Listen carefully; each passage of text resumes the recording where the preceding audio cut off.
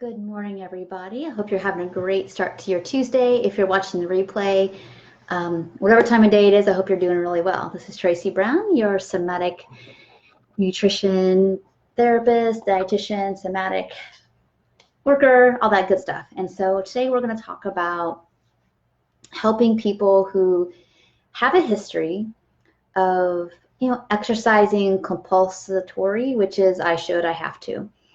And these are typically your clients that they have a history from usually childhood, or maybe it's on earlier, so like high school, college, adulthood. Hey, Kelly, who have only exercise because it's a means to an end, right? Like either burning off calories, losing weight, and frankly, just avoiding guilt. A lot of times their bodies aren't even changing that much. It may or may not be improving their health very much or anything that's like significant. It's just that they're too afraid to stop. And what you might find at some point in working with people, they come to you and they're not exercising at all because they're just so burnt out and they don't really know how to get going. And the whole idea of joyful movement seems like that's something for other people, but I don't really have a platform in my system to know what that looks like, how to do it. And it'll often feel very like kind of like ugh to people. The idea of just moving just for whatever time they have. And so it's going to be really important to start. These people often are going to need some help unpacking first where this came from, so they can have some, like, be able to sit beside you on the chair and observe it, like being a witness and observer to, like, of course it would be harder for you to feel like it's okay to move the amount of minutes or the intensity or even the day of the week that you feel like, or to take classes that are just for fun versus it like no pain, no gain. And being able to kind of be a witness to that history so they can create something new by choice. And it's all about choice. And it's not about like, let's do the right thing again, because that's one of the avoidance. That's part of the rebellion. So we know what rebellion eating is, right? Where it's like the F it eating. I don't want to be restricted, so F it, whether they want the food or not. And it looks the same with exercise. Sometimes it's like, F it, I'm not going to do it. Or F it, I don't know what to do, so I'll just either not do anything or do too much or whatever. And what we want to start doing is offering things in a very curious way. I wonder what it would look like if you were to go and there not be any numbers involved. So let's say that you're typically used to doing 30 minutes. Definitely not less than 30 minutes. Maybe more on a good day, and you can be excited about that and all that. That's the way you used to do it. What would it be like if your body was in charge of how many minutes? And what if that edge felt like this? Yeah, I'm not really feeling this anymore. I'm kind of done. And that happens in minute 19 or minute 27 or minute 32 even, whatever. And this would be a good intervention for people who can't let the gym go yet, let's say, but they want some freedom, they want some choice back. And so that would be something good to play with. And you ask them, what would that be like? And you're like, oh, for some people, it's going to be a mind blow. I can do that. And you want to say, yeah, your body is so much wiser than any protocol we could ever put it on or put it through. If you have clients like, oh, I don't know, that feels too scary, I can't do that every day. Like, oh, no, I didn't say every day.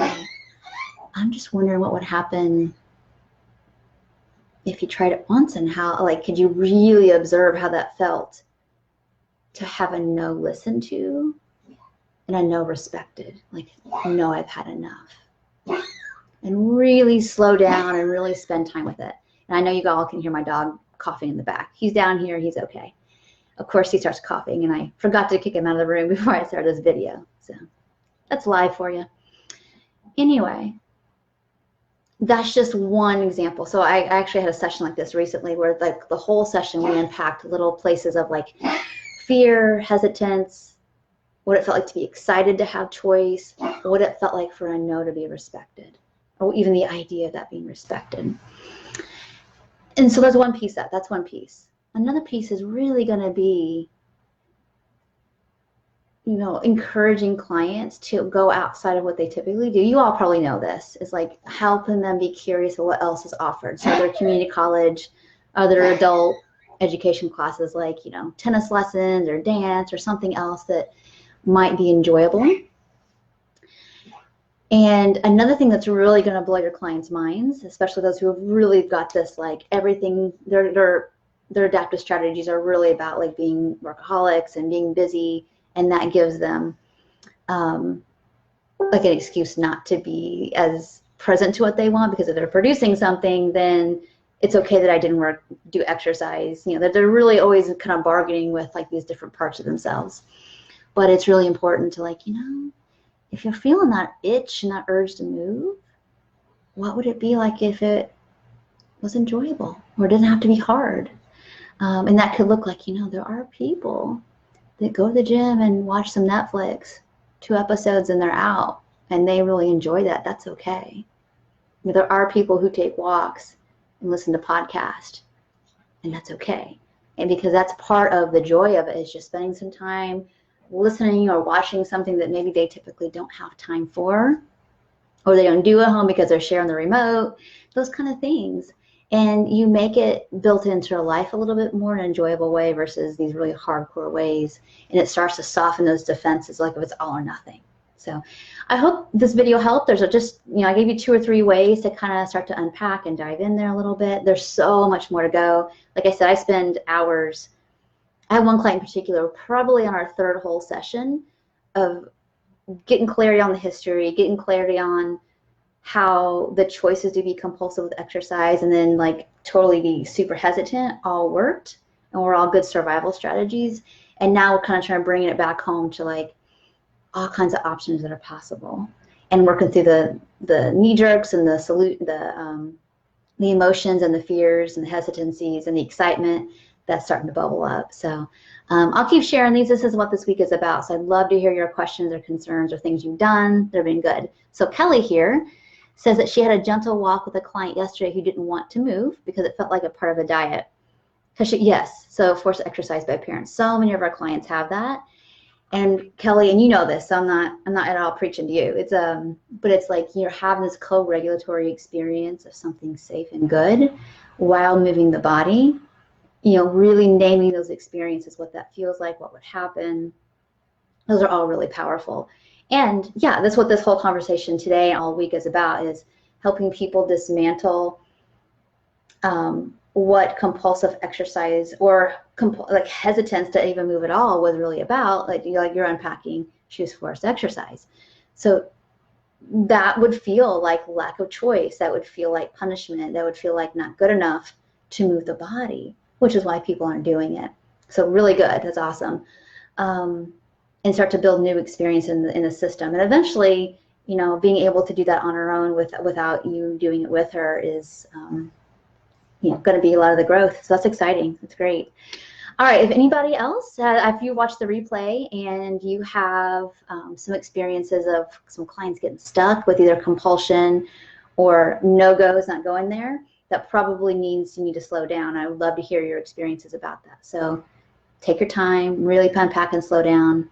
Yeah, I bet. Yeah, Kelly, I bet that brought up a lot of shame for her.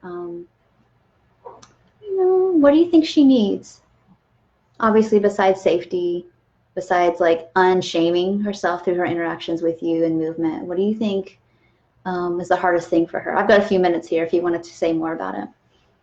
If you don't, that's okay. I know it's, we want to say things as little client revealing as possible, but in general, what do you think the theme is, what it means about her to move or not move?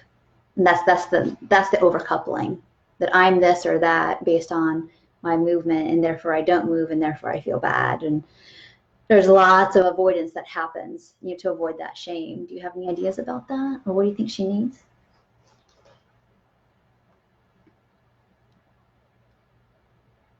Yeah, I bet. And maybe what you're doing is exactly what she needs as well. So, but thanks for sharing that. That's totally true. Yeah. Okay. Well, I've got about 1 more minute, Lisa. If there's any other comments. Oh my gosh, I just scrolled down. There's more stuff here. Okay. She actually chose on her own to move a little more. That's awesome. It's a big win. We're working on building that voice. She doesn't feel like she has a voice to speak against it. That's right. That's the no. That's the work you want to be doing with her, Kelly. Awesome. She's afraid to go against her parents. Yeah. I don't know how old this person is.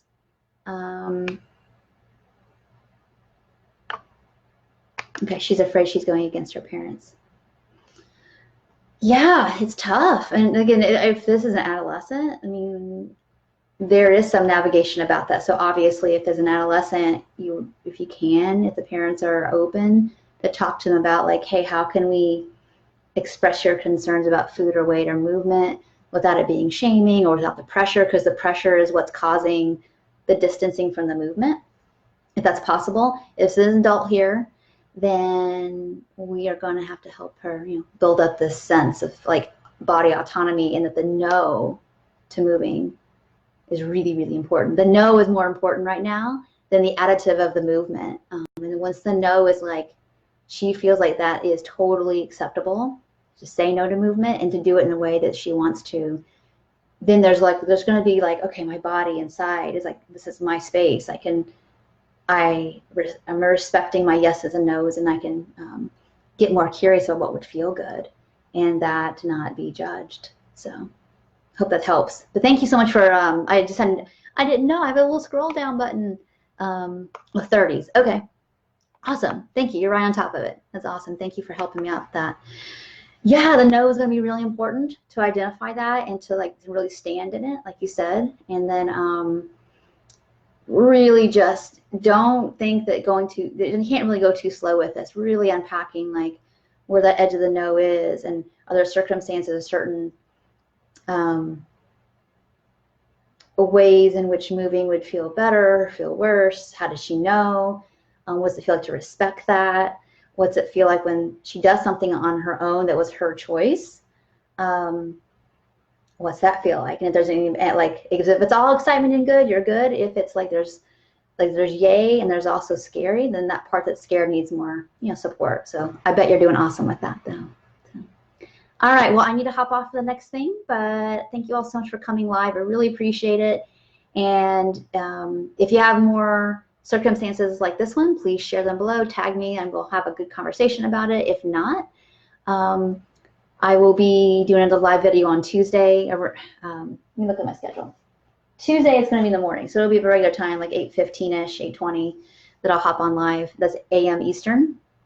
And then the rest of the week there will be some other just little blips of support, some things you can ask questions on, all that good stuff. All right, I'll talk to y'all real soon. Have a good one. Take care.